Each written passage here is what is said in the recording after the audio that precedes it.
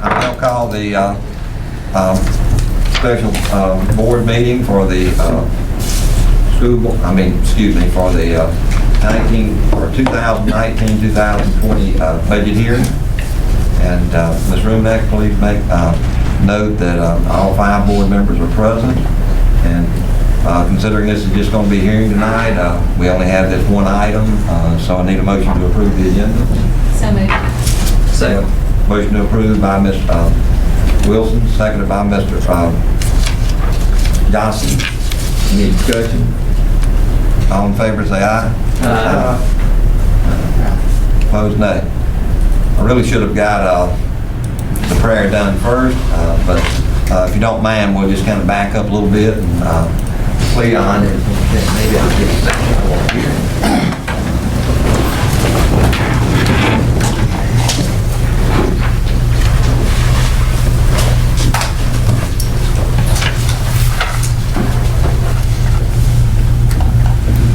Ladies and gentlemen, we are here this evening to present the proposed budget for the Pascagoula-Goshen School District for the 2019-2020 fiscal year, which began July 1, 2019 and runs through June the 30th, 2020. The Board of Trustees has held work sessions to discuss the proposed budget. The purpose of tonight's meeting is to present the proposed budget to the public and to receive input. No action will be taken regarding the proposed budget tonight. At our regular meeting on August the 12th, the Board of Trustees will consider a recommendation to approve the proposed budget, and a vote will be taken. If you wish to address the board concerning the proposed budget, we ask that you sign the registration form provided for that purpose. Everyone who wishes to speak will be given the opportunity, but we ask you to keep your remarks as brief and concise as possible in the interest of time.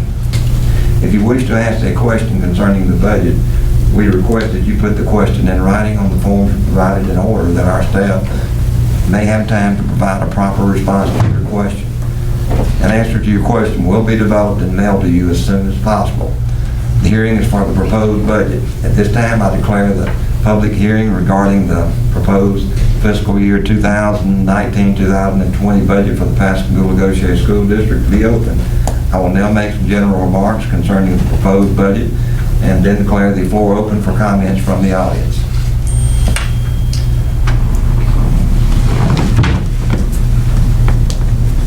Our budget outline is composed of students, personnel, faculty, vehicles, and the budget.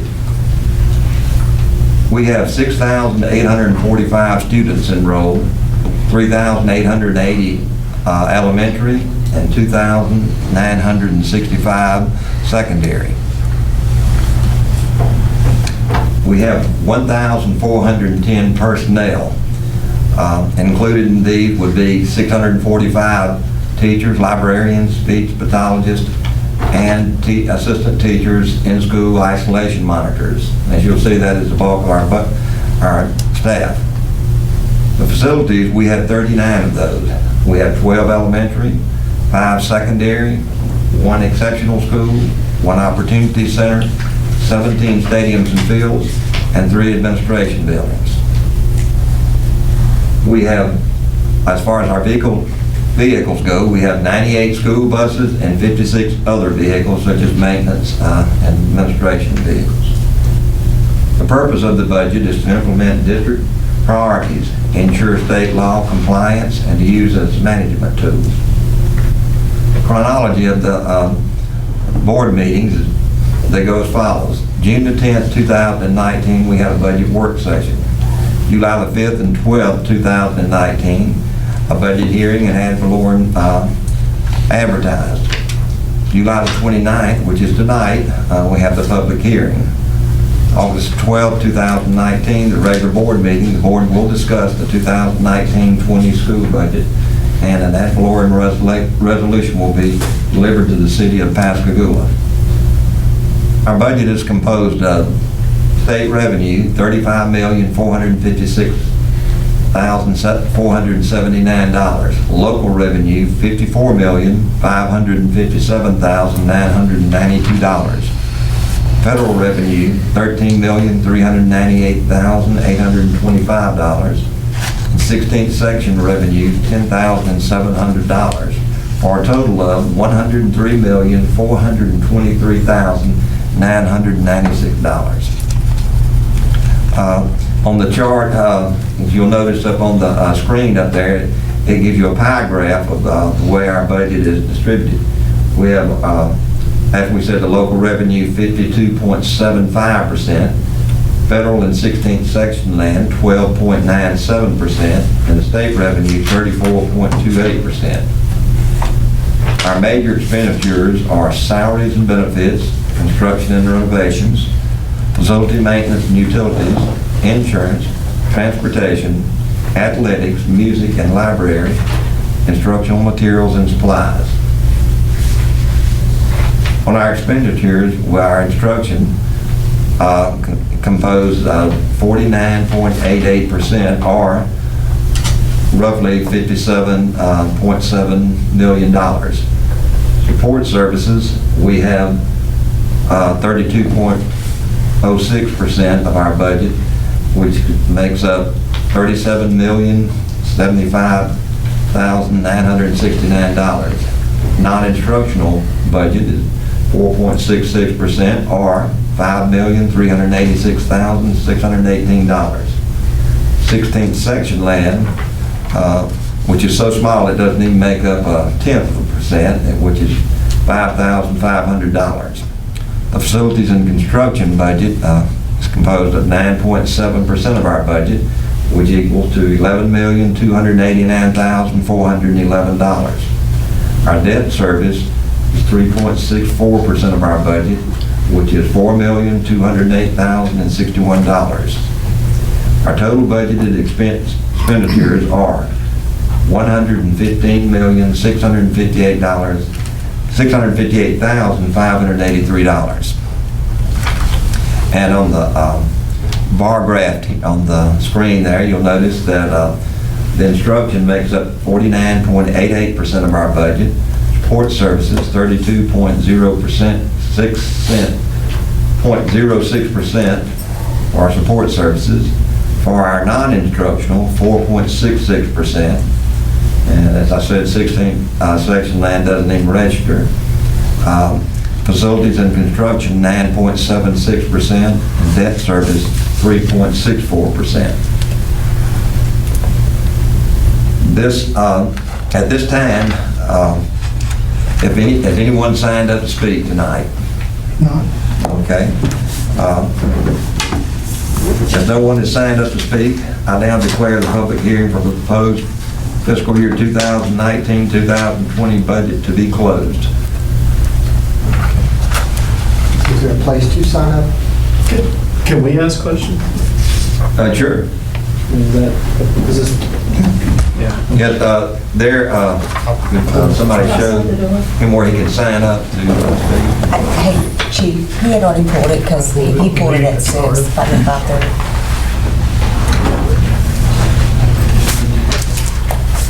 You want to go first? Yeah, I'll go first. All right, just be patient with me. I think I'm going to have a number of questions here. This is my first time to go through the budget process. So. All right. My understanding is the public hearing aspect is today, and then in August, based off the information we got last week, we vote on the budget. Is that right?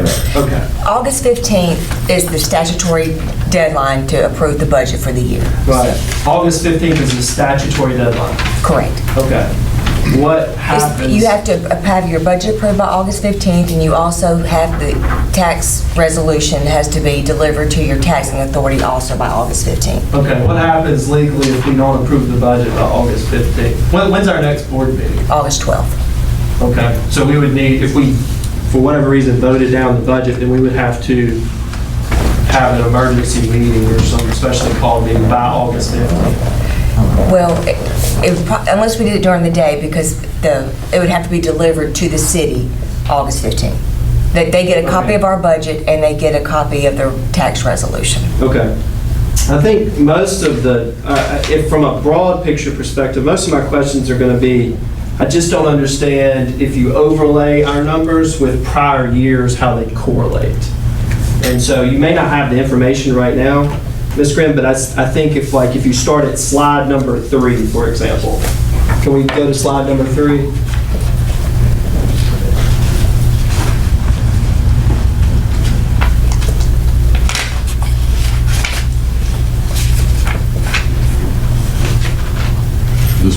Yeah, and I'm just trying to get enough information so that I feel like I can vote.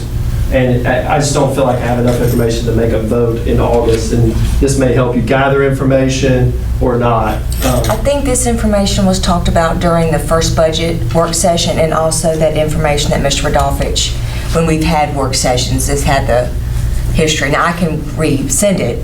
Yeah, do we have overlays of prior years, though? I believe so, yes, sir. Okay. So for like students, for example, do you know, like, are we budgeting an increase or budgeting a decrease in students? Decrease. Okay. And do you know approximately what percentage of decrease? When I start looking at, and this was given in the first budget work session, when we look at how we budget the schools, you know, there's a dollar figure given for the K-4 schools, academy, middle, and then the 2 high schools. And of course, it goes up as you go down because it costs more to educate a secondary child than it does an elementary child. And so what I do is when I start working on this in March, I pull the student file that was sent to the state to see exactly how many students we had in March, to be realistic. I don't look in August because things do this number, but I actually pull where are we right now? And those are the numbers that I start pulling and using when I send out the budgets to the schools and when we start looking at the special budgets. Okay, and I may have just not understood at the budget work session because there was a lot of information, and I feel like at the budget work session we were also talking about a lot of different stuff that wasn't budget related, and I just may have missed some of this. I just didn't, but I did not understand the overlay of some of this. But for example, personnel, the next slide, number 4. I just don't remember a layover of saying our personnel numbers were X in 2016-17, X in 2017-18, X in 2018. Now that information I do not believe was in that that wasn't in the budget work session. For example, are we budgeting an increase in personnel? That number is higher than it was in than last year. Okay, and what percentage roughly are we increasing? I think like 2 or 3 employees. Okay. And one of them was a secretary. You know, we went from a part-time to a full-time secretary. One was at the high school. It was a retired part-time teacher. That's become a full-time. You know, it's little stuff like that. We increased, there was one, I don't have my glasses to see it as good as I should. We have 2 additional nurses this year that you didn't have before. Right, that's the other one. Which were partially paid for by a grant. But let me cut to the chase on what our concerns are numerically. Mm-hmm. Number 1, we have 39 facilities in this school district that we operate. If we're talking about a year-to-year budget and cutting personnel by campuses, then we really need to have a serious conversation about, do we need to have 12 elementary schools in the district? Because you still need the staff to clean those campuses, to run the cafeterias, to have law enforcement to cover that area. So we're holding those numbers true because we believe that there's going to be an uptick in population based on one major project that's been announced, but also an ongoing project with Ingalls right now. So we're trying to hold those numbers true. So student population growth, where we are from a personnel standpoint, we have a lot of highly specialized personnel in the school district. We went from having 3 nurses, I believe, in 2005. How many do we have today? 13. What is the national standard? It's 1 per 1,000 students. And most districts have a nurse per every school that they have, but we have nurses who cross over to places. But we also actively sought a grant to get those nurses that we hired this year. So when we start looking at these numbers or these types of questions, you have to understand we're going to be operating 39 facilities exactly like we've been operating 39 facilities for the last several years. And so you're still going to need the personnel to monitor and cover those facilities that we have. But we're also trying to make sure we have adequate law enforcement, which is a whole new game because this year we're all training our teachers on CRAVES training, and we're trying to make sure we have an adequate number of nurses to deal with an increasing number of children who are medically fragile who are in our district. Not to mention the fact that we have a person who specifically works with children that, from a reading standpoint, with dyslexia. And we have an EL specialist that no one else is required to have. And we have EL personnel throughout our school district that we've had to expand in order to meet the growing number of English language students in our district. So there's quite a bit of, when you look at the personnel, but we try and vet that personnel, make sure they're giving us a great effort in what they do. But that's where our numbers are. When you look year to year, it's easy to look at numbers and say, well, you reduce students by this number, or you reduce this, but we still have the same number of facilities that we have to maintain. Okay, and that's going to raise a few more questions, because I was under the understanding that if we had to make cuts, that we were going to be able to make cuts in a reasonable fashion, in a fashion that we felt comfortable in doing through personnel because of the student changes. That was my understanding, that if we in the future had to make cuts, then we felt comfortable in doing so. Just understand, when we start making cuts, we start cutting programs. There are some extracurricular activities that children have the benefit of being in this district for. We have a very expansive vocational and college and career plan ahead of us, and we've got to have the personnel in order to take those special classes. So that's where it is. We try to maintain a low teacher-student ratio. The new board here, predominantly new board, if the board wants to say, okay, we're going to increase student numbers to a different ratio, then we can make some cuts that way. But it's all in about how do you want to go about cutting people in the school district. And that is something that we'll look at, but we'll look at over the course of the year. At this point in the year, it's too late to make any cuts like that, unless you're cutting service personnel, because all the teachers are under contract. Okay. All right. I think I may just have some additional questions after that. All right. So I think it's slide number 6, the vehicles one. Are we budgeted an increase in vehicles? We have 2 school buses in the budget, Okay. and it's coming out of the... 2 new school buses? Yes, sir. Oh. Out of the EEF buildings and buses money that we have not spent, so it's not coming out of district funds, it's coming out of EEF funds that we've had in fund balance. There are going to be 2 71-passenger air-conditioned buses. Okay. And how much are those? Do we know roughly? They're about $90,000 apiece. Okay. All right. And then, all right, so let's go to the budgeted revenue slide if we can. And so we're budgeted revenue of $103.4 million. Correct. What was our revenue last year? It was less than that. We're getting an increase in state revenue for this teacher pay raise. Right. I don't have last year's presentation in front of me. Yeah, and I recall, I think I've looked at the audit. I don't think I was, I know I wasn't here for last year's budget, but I think if I recall from the audit, I was thinking we had about 92 million roughly. Is that about right? Does that sound right? It's in board docs from last year. Yeah, I don't want to say something Okay, incorrectly. but we have an increase in revenue. And is the increase in revenue, so we have state revenue and local revenue. And these are some of the things I just don't understand. Is our revenue increasing predominantly because of state revenue, or is it increasing predominantly because of local revenue? Because I know it's not increasing predominantly because of federal revenue. Well, it is increasing some with federal revenue. How much do you think? It was 98.23 or 293, so right at 98.3 basically was the total revenue last year. State revenue was 34,191, local 53,763, federal 10,331. So, All right. Hold on one second, Matt. Could you just read off the local and state one again? State was 34,191. 34,191. Okay. Local was 53,763. 53,763. Okay. Yep. And then federal was 10,331. So overall it was 98.3. 10,331. So we do have a pretty decent increase in federal revenue. About $3 million on federal. Okay. But state and local just are going up a little bit is what y'all are budgeting. correct. Based on the numbers that we've been given from the state and from the city of Pascagoula. Okay. Right. But then if we go to the budgeted expenditures slide, we're asking for expenditures of $115.6 million. Right, That's- because if you look at our construction, when we did our 3 mil note, we received the $22.5 million whenever we took out that loan. And it's been sitting in a construction fund. and we allocated that money for the different projects. So we have the remainder of the Performing Arts Center. We have a little bit left on Trent Lot with the parking lot and some closeout type things. Also the CCTI.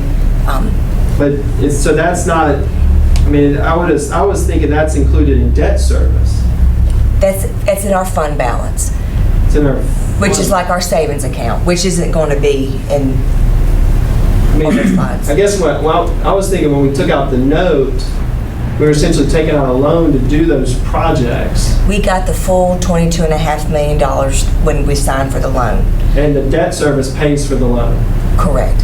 Okay, so our facilities and construction budget is 11.2 million. What was it last year? Do we know? It was a lot more last year because we had just gotten started on the 17. Performing Arts Center.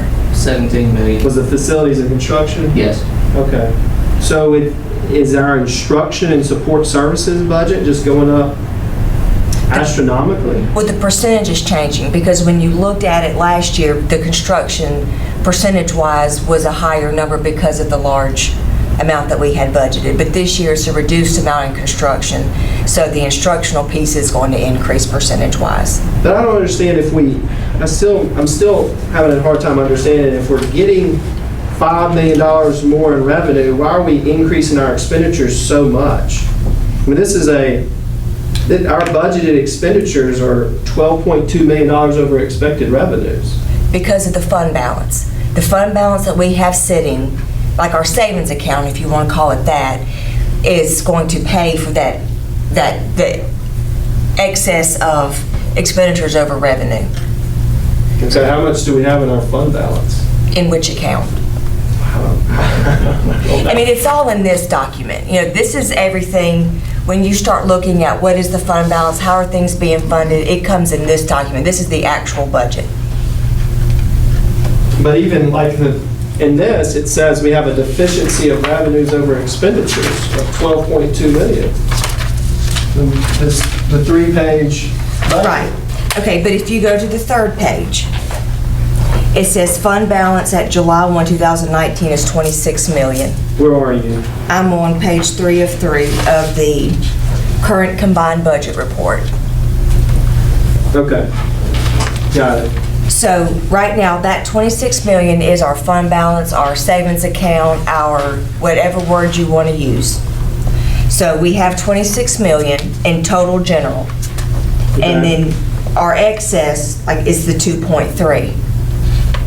So that reduces our fund balance from 26.7 to 24.3.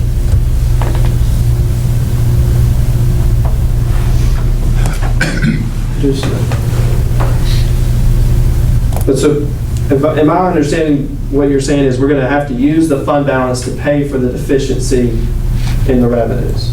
Is that right? Well, we're using the fund balance to pay for the high school roof at Gaucher. That's pretty much what that is. Okay, what was our budgeted expenditures last year? For last year's budget? Do you still have that, Mr. Johnson? I sure do. 98. 117,408. Okay, so the total budget expenditures last year was, Basically 2 million higher.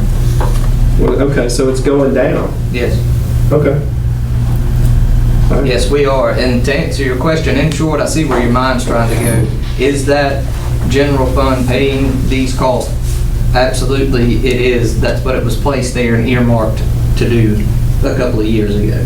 And that was a board-approved project by the board, and we will be And they asking the were. board to do the same thing. And just so everyone understands the purpose of that fund balance protects us from bad agreements whenever we have a bad agreement made on our taxes in the future. We've got to be able to protect ourselves in a down budget year for the state of Mississippi. We have to protect ourselves, so we have to keep a substantial amount of money in that balance in order to operate. The only time that we ever had to address it was probably when it was at its lowest of about $7 million. It was after Hurricane Katrina. And we had $7 million to pay our employee to run this district on with $27 million worth of damage. We found out at that time that that fund balance wasn't adequate to keep us operational, so we then moved it to 12 due to the amount of work that we're trying to do now with getting the roofs replaced. We've said that we're going to pay for those 2 new roofs, and we're actually doing these roofs a year or 2 ahead of time.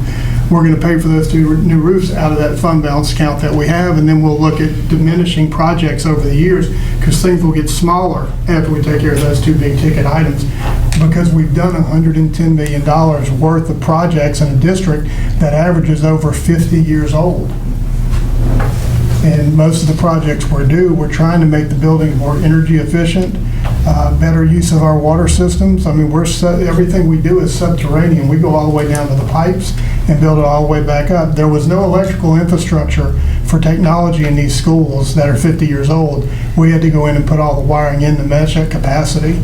And when we dealt with Trent Lott next door, we had paper insulated wiring in that building that had to be removed and upgrade the wiring in it. So when we look at renovating something, it's comprehensive. So we have to keep a substantial amount of money back in order for that rainy day, no matter what the rainy day may become. Well, plus also, Taylor, a lot of school districts, unfortunately, we don't get all our tax money in January 1. So a lot of school districts, they borrow money to pay their employees. And that fund balance helps us pay our employees without going out and borrowing money and paying interest on top of that. Okay.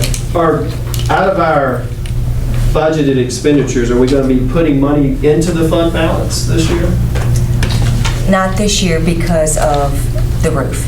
Okay, so our fund balance at the end of this fiscal year, 2019, 2020, our fund balance will decrease. Correct. And it will decrease by 12 million roughly?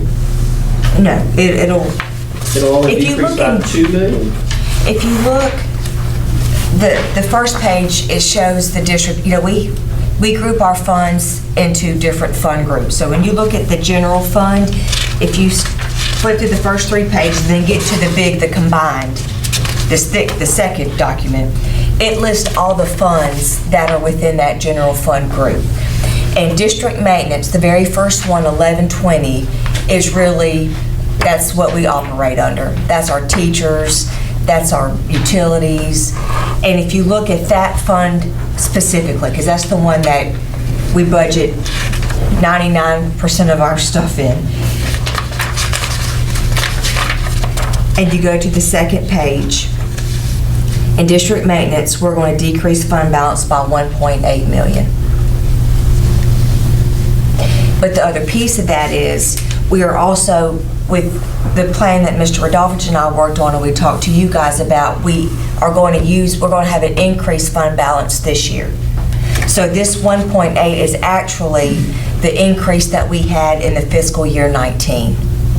So usually you see the 18,041,000 number in district maintenance, usually that's about 15 million. We usually run about 15 million in district maintenance fund balance.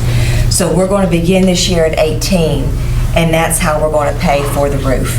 Okay. At Goche High School. At Goche High School. And I guess I may have some additional questions offline that, because I'm just not quite following some of this. It seems like if we're using the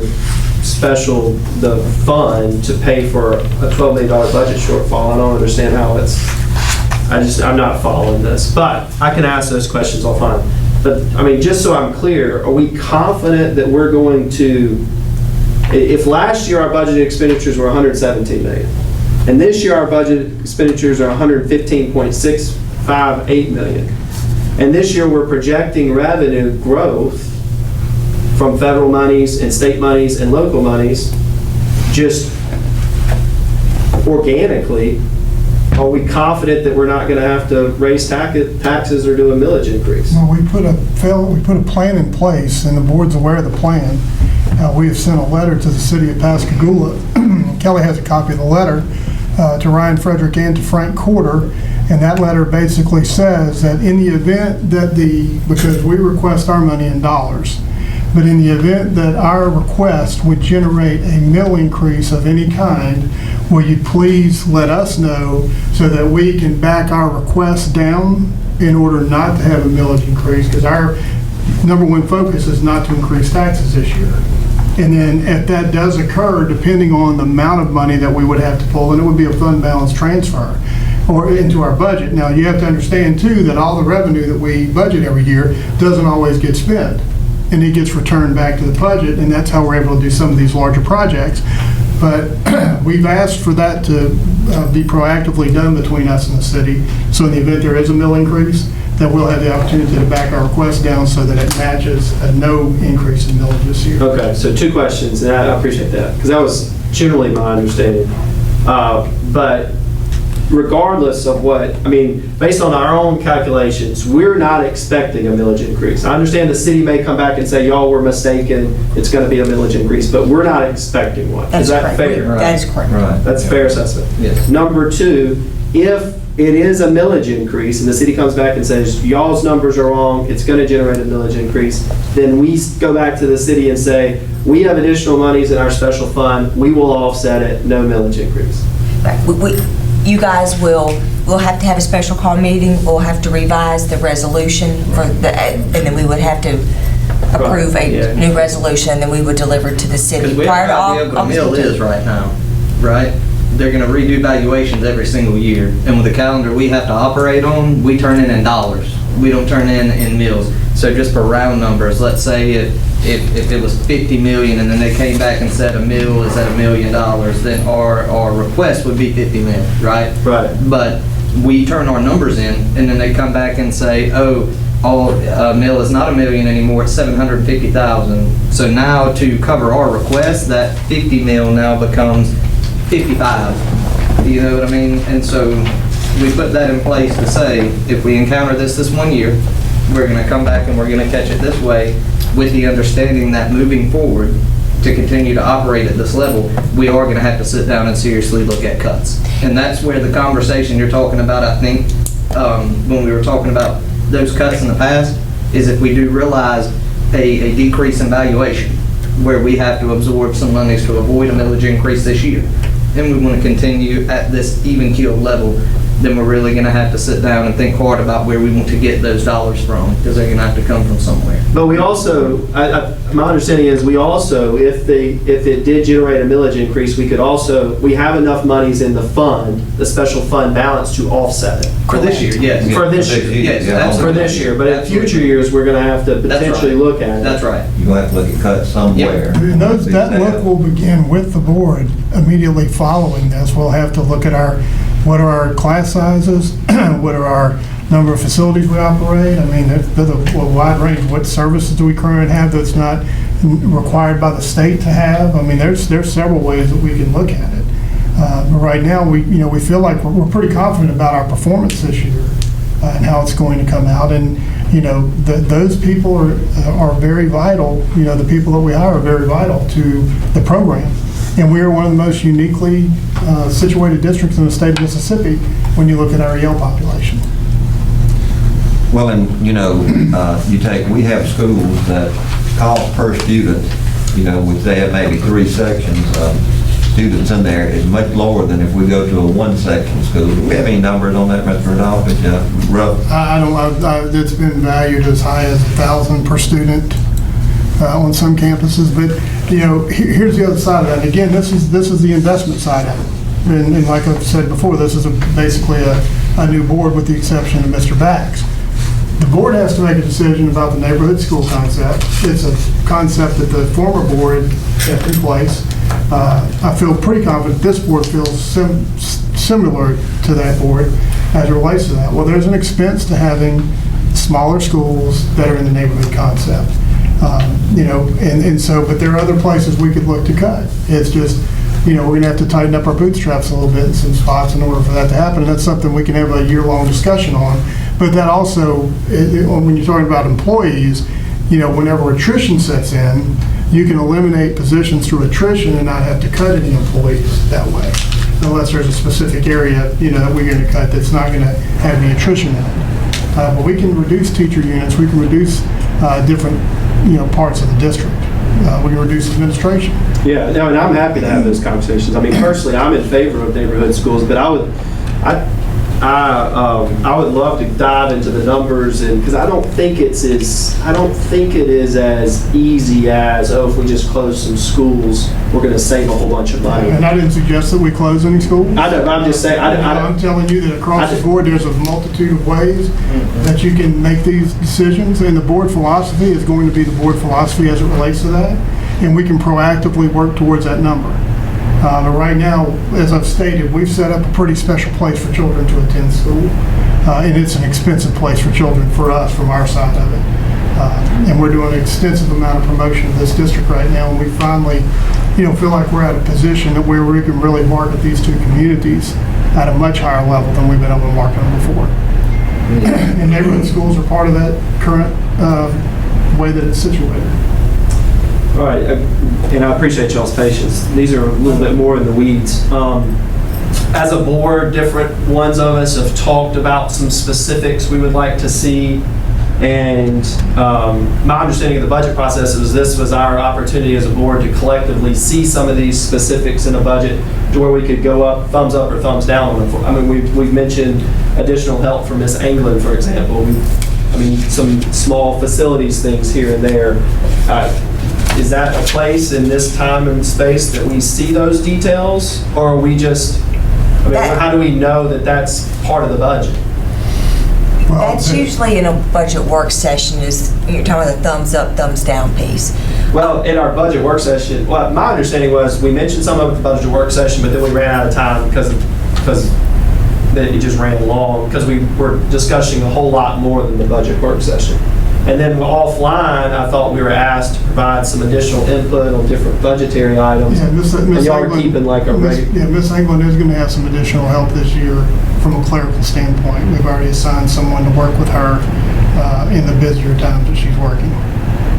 But that's the extent of it. We did not have a board decision to vote to hire an assistant from Miss Anglin. And I'd be confused about the amount of money it would cost to hire that person at the current industry standard, and what that role would be. Okay. And I had a list, and I don't have my list with me of different things, but do y'all have anything else that y'all want to add about items that you have identified throughout the year? Well, actually, the thing is, we're sitting here talking about, increasing in budget and all like that. We definitely don't want to add too much. No, I agree. We're be talking about, we don't want to add, say, this position, and then we might have to cut something on the student side. The last place we want to cut is something on the student side. That is absolute last. And just to answer, we are, like with Miss Anglin, I know that's a very important thing to you, Mr. Neal, and so we've added some additional help for her, some people to do a lot of the legwork she normally does. It's more clerical than it is PR. And we've been, and just since she's been back in the last 3 days, we had an interview with LOX this morning for the ACT Work Ready Community Celebration that LOX was present for, that she set up for us to be there. We had an interview with WLX this afternoon on our new facility improvements. We've been on Ty Trenchard's show to talk about the upgrades and our summertime activities that we're doing. We were at Petro Chevrolet the other day doing a food drive announcement. We had the clothes closet that was covered by the media as well. So we're running with this, and we've been to every realtor that we can find to bring marketing materials for our school district, which is another question that was asked for by the board. The beautification of campuses, we've done some work landscaping here. We're working on Trent Lot now. Pascagoula High School is next. So we're doing that as the year progresses along with the beautification of facilities. We do have some challenges on some of those facilities. East Lawn for me is a challenge because of the old stone. And the last thing we want to do is paint it, but boy, we wish we could clean it and fix it. We expanding parking all over, so a lot of that stuff's going on. Y'all talked about the possibility of expanding our athletic director to split that between the two sides of the district. We've already started talking about that possibility, and they're building a plan in the event that that's something that we would do. The big thing's figuring out the financial piece of it. How do you break it? But that's something that we're actively working on. So a lot of the things that you've discussed, and I'm going to give you guys a 50-item goal list that we have that we've been working on, and you guys can take a look at it. And if there's any additional things that you'd like to see taken care of, I'm sure we're going to do our best to get that taken care of. This may be my final question. Where is landscaping or the like on our line items? If Is it a line item? it's not in the detail, it is. It's going to fall under support service because, instructional is everything that has to do with instructing or teaching the child. The support is everything else. So that, for example, that's where maintenance is. And so each school has $500 that they have control over to help the outside aesthetics of their school. And then Mr. Weber in the maintenance department, of course, has budgeted money that he uses for power washing and bigger, larger, higher cost type projects that he and Mr. Rodolphus talk about. Like I did a purchase order today for PHS. I did one last week for Trent Lot. We cleaned off all this back, but I think we're going to paint the block because it's miscolored, so we're going to come back and probably paint that area. And then let me add in there too, Mr. Irving has asked about the dip at Goche Middle School. And we were working on that as late as today. We're going to have to get some industrial pipe in order to maintain the drainage and then to fill that in. And the issue is the car weight doesn't affect it if we would just put in like a wood bridge or something to cover it, but they drive the garbage trucks over it, which would crush any type of non-concrete structure. So that's what we're working on right now to get that done.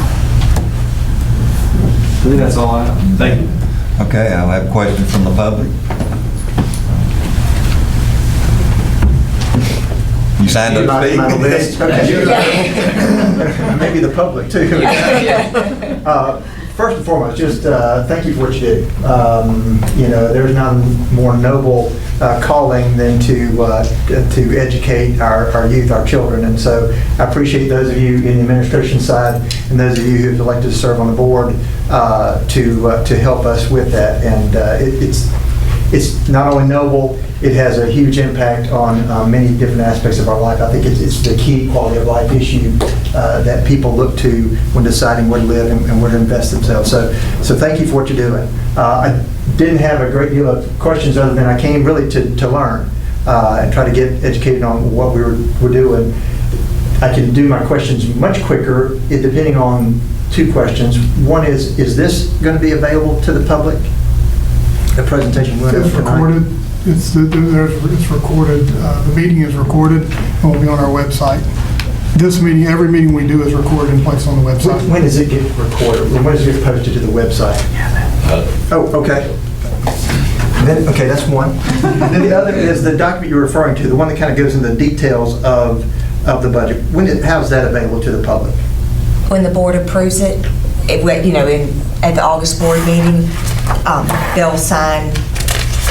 There's a couple places they sign, then it becomes the official budget. And so at that point, it will be public record, and we can send, with public records request, or, we could get that to you. Okay, so it would not be like a link on your website, or would a copy be available? We could come check it out or look at it, or would you have to do a formal record request? It'd be in the board minutes, and so.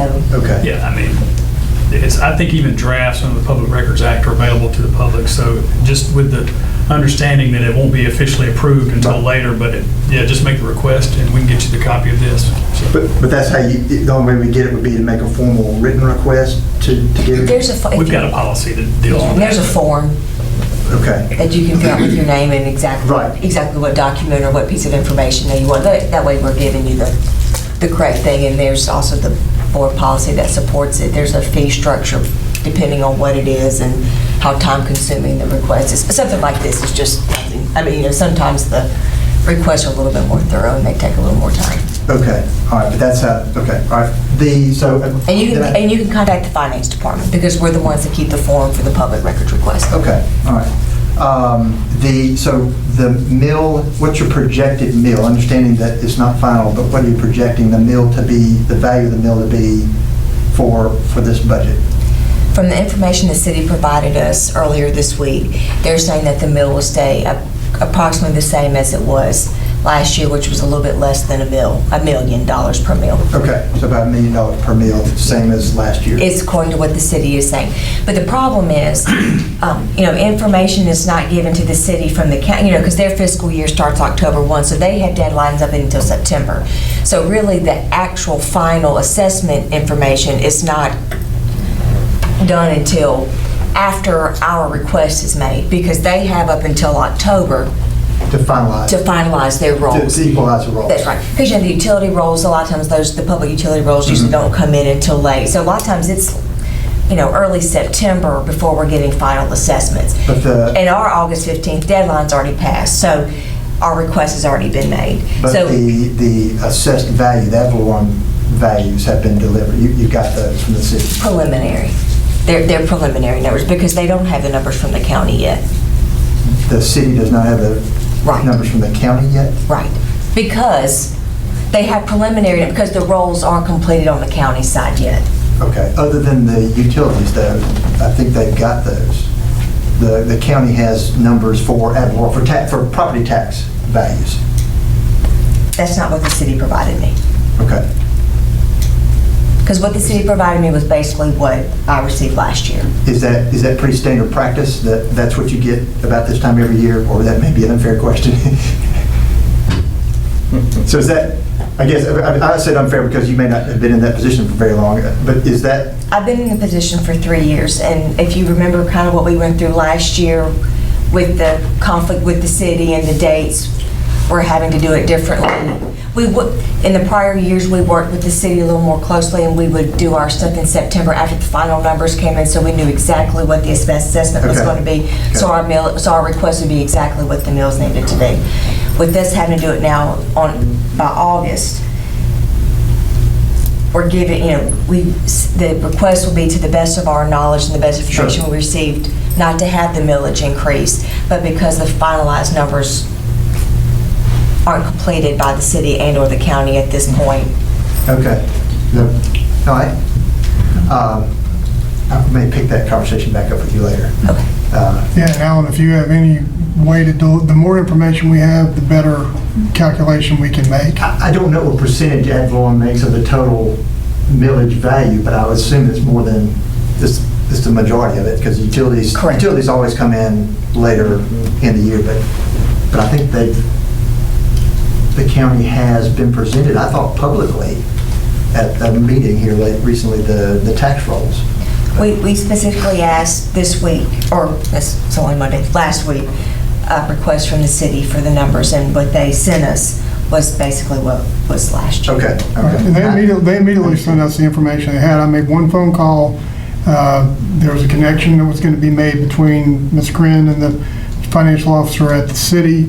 I asked Assistant City Manager if he would just take the email address so they could expedite the process, and they delivered her the information that we have Okay. immediately. So they were very proactive and helpful. It would not surprise me if I am absolutely off base with what I'm saying. But Yeah, and I'm not saying you're off, I'm just telling you what we have. I am. That's what we have. So- That's just standard. Okay, so, continuing with my off baseness. One of the things I was going to ask about was the beginning and ending cash balance. What are you projected beginning cash balance for this fiscal year and the ending cash balance, including all? If you look at total funds. Yes, ma'am. Okay. In total funds, we're projecting our fund balance to begin the year at $62,282,000. And then end the year at $50,048,000 and some change. But one thing you've got to understand too on the fund balance, that some of those funds are restricted funds. Some of them, of course, the district has discretion over and we can use for employees, projects, that type of thing. For example, child nutrition, it's got a large fund balance. Well, child nutrition can only be used for child nutrition, and that makes up probably $4 million of that fund balance. Same thing for school activity funds. All of our schools have activity funds and club funds for everything from beta club to cheerleading to the library account, all those type things. we manage and we house those accounts, and we manage them for us to make sure that they're in the proper accounting format, but those funds also can't be used if we need to put a new roof on Calmer, that type thing. So some of the fund balance is restricted. We have 16th section principal dollars, for example. We can't, those are non-expendable funds. We have scholarship endowments that are part of that. So just because that sounds like a large amount of money, and it is. It is a lot. Yeah. But it's not all, a lot of it is restricted. And What that, percentage would you say is restricted? can I get back with you on that to make sure I'm giving you a good number? How about over half, under half? Under half is restricted. Is that fair in that? Yes,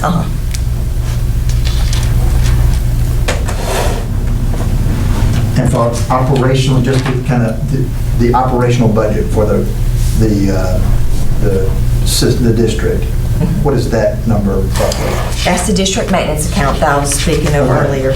And the fund balance in district maintenance. Well, so what I'm thinking of is you're supposed to keep a certain amount of what I call a fund balance for things like salaries and I think And you're supposed to. emergencies. So normally some people have like at home we keep, like you want to try to get, or anyway, not home, anyway, some people say a 6-month balance is what you'd like to have.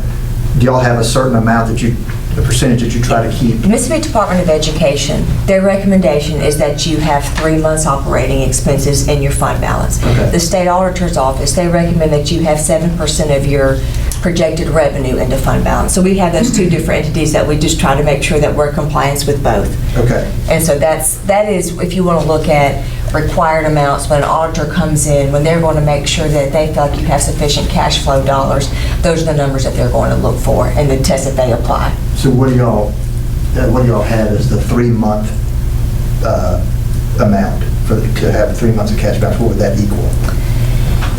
I'm just kind of throwing this number out there because it kind of varies depending on, the beginning of the year right now, we have large amounts because of big insurance payments, that type of thing, getting the year going. Our payroll runs anywhere from $4 to $6 million a month.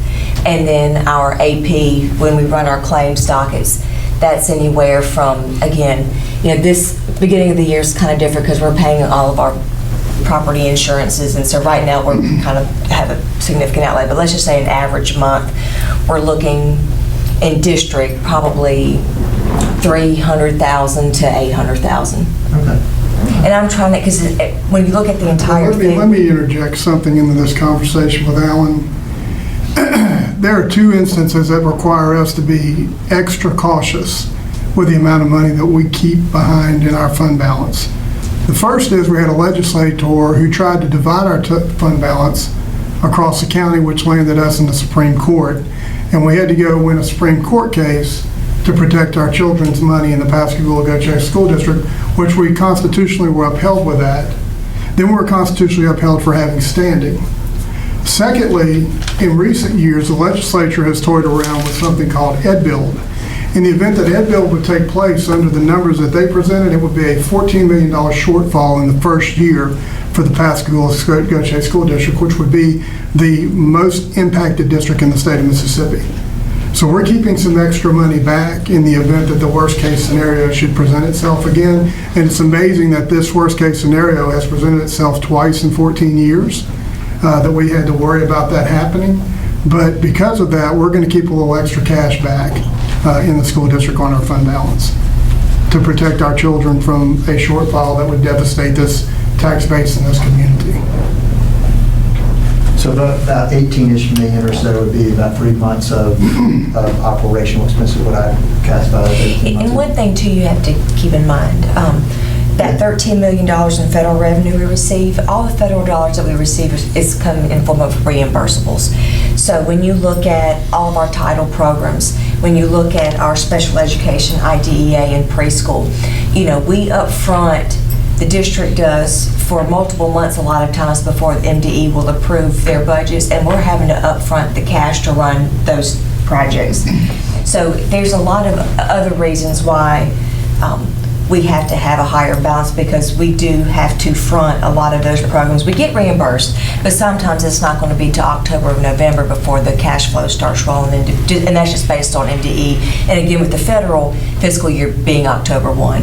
So a lot of times those funds aren't available to reimburse the district until, so, of course, we started having July payroll or coming now.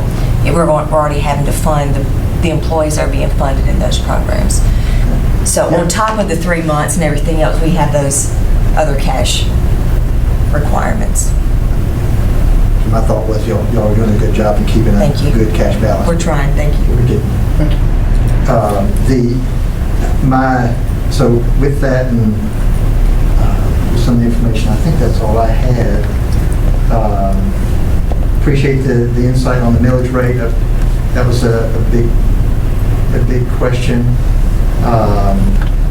And the other ones, I just appreciate y'all as you're going forward, and it's always been good fiscal stewards. So if there are some ways we can utilize what's available cash-wise and fund balance-wise to do some things and minimize our borrowing. I know we've been successful over the many years. There were times when we were able to pay for most of our projects without having to borrow money. So We've been fortunate. that's been good. And the more y'all can continue to look that way, And let me just as say, a taxpayer, I just appreciate that. let me just say this too, Alan, just for public record, and this is rough estimates as well. Taxpayer in Pascagoula Gautier School District, from a school tax standpoint, I think, what's the dollar amount, Ms. Corinne, that we pay more today than we did in 2005? $1.50?